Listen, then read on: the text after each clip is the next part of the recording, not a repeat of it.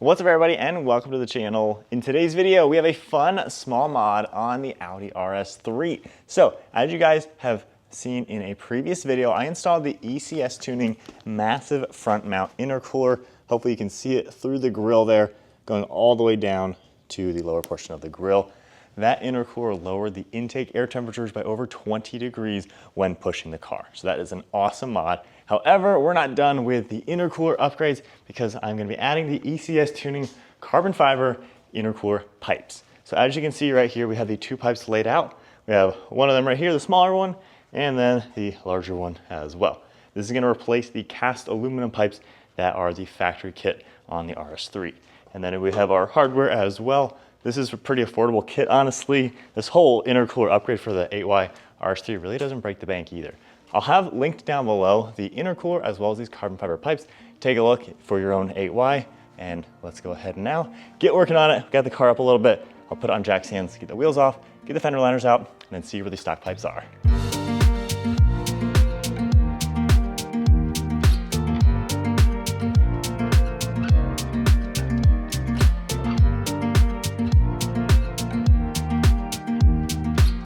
All right, so wheels coming off pretty straightforward. And they're not too heavy, just slide it off and roll it away. And then to get the fender out, we're gonna have a bunch of T25 bolts. You can see a couple on the inner side, and then we have a couple on the inside there. We have a 10mm plastic bolt right there, a couple more T25s. And then these little plastic rivets are sometimes one-time use. I'm just gonna take a punch and punch out the center and I hope I can reuse them. However, I have a bunch of extra ones just in case. And there's also gonna be a couple extra T25s underneath this skid plate area.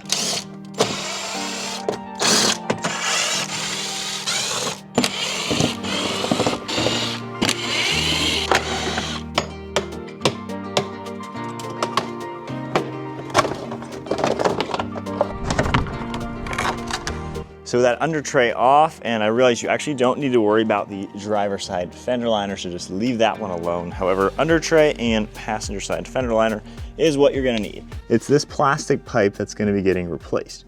So it goes all the way up and you can see the carbon way up there where my air intake is. So access to this is gonna be a little bit under the air intake as well as right down here. And the next pipe is this aluminum one that sits right here next to the engine. You can see the metal bracket and then it connects to that rubber hose and you can get a good look of it right here. And this goes up just a little bit underneath the engine area. You can see where that clamp is just above. We have one hose on it. So it looks like we're gonna take a T30, just push the belt out the way a little bit and we can get that into place.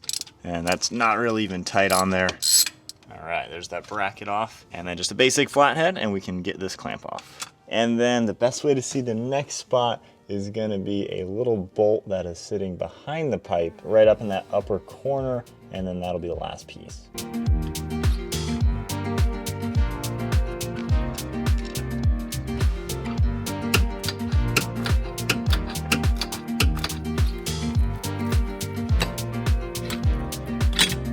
All right, so I'm making some progress getting this pipe off. That's all disconnected. I've got the M10 bolt removed, which is sitting right back there. Next up, the hardest thing is to reach that little vent hose, which actually you do have pretty decent clearance now that I can have some wiggle room and moving this outwards. So you just wanna do that and get that one unclamped sitting right there. And then I've already loosened up the clamp holding right there, that metal one to the left that holds this aluminum pipe to the rubber coupler. Best access to get to a lot of this is from straight underneath, so it's hard to film given just how tight and awkward this is. With that said, the new pipe right here is gonna go pretty nicely. You're gonna take this bracket off of the stock aluminum pipe, bolt it directly to the new one, and then everything is plug and play. That is where that M10 bolted this to the back of the engine, and then that's that breather hose. So then this will basically just slide upwards, connecting to all the factory clamps and sit just like that up underneath. So that side is a major pain, honestly. That lower pipe, it is just really hard to get way up there, grabbing the clamp and the breather hose.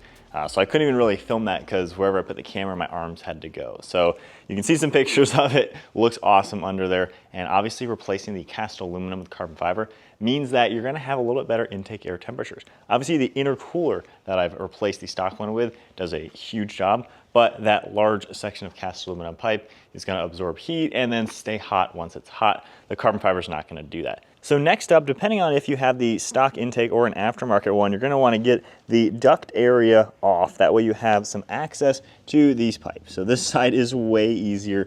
I already went ahead and loosened the lower one, and now we're just gonna loosen the top one, and we can get the plastic pipe out from under here.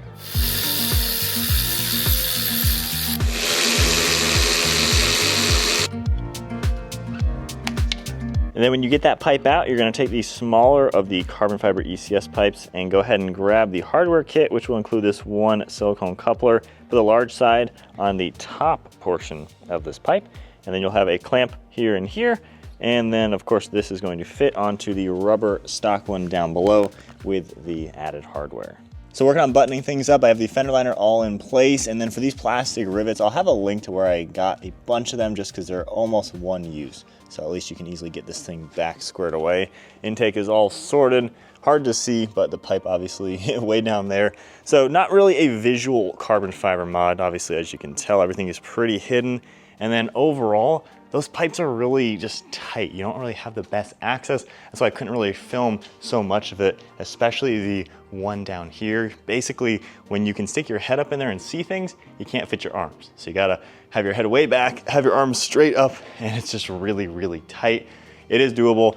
From the underside, that helps quite a lot. And then the other side with the intake off, it's not too difficult. There's one screw kind of against the engine you gotta get off as well to get the pipe off. But overall, a little bit of a challenging job. But now with the carbon pipes, more durable than the plastic, less heat soak than the aluminum. So it's gonna give it a good addition to lower intake temps, in addition to the front mount intercooler. And one last thing, every time I work on the Audi, people always ask, where do you jack this car up from and where do you put the floor jacks? So for the floor jacks, you're gonna want one of those rubber adapters. That way it can sit on the pinch weld very nicely. And then this circle right there actually is the jack point. It is plastic, as you can tell, but underneath it, there is a piece kind of welded into the chassis of the vehicle. That is gonna be where you're going to lift this car up from the front. You'll see it on the other side.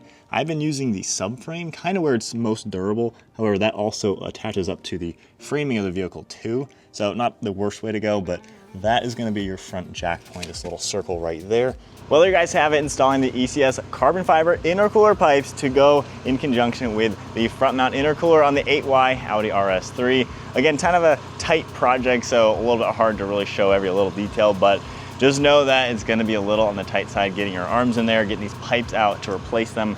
But cool upgrade to go in line with that intercooler just to make the 8Y RS3 that much better. If you enjoyed the video, give it a thumbs up, hit that subscribe button, stay tuned for plenty more content, and I will have both of these products linked down in the description below that you can pick them up for your own RS3. I'll see you guys in the next video.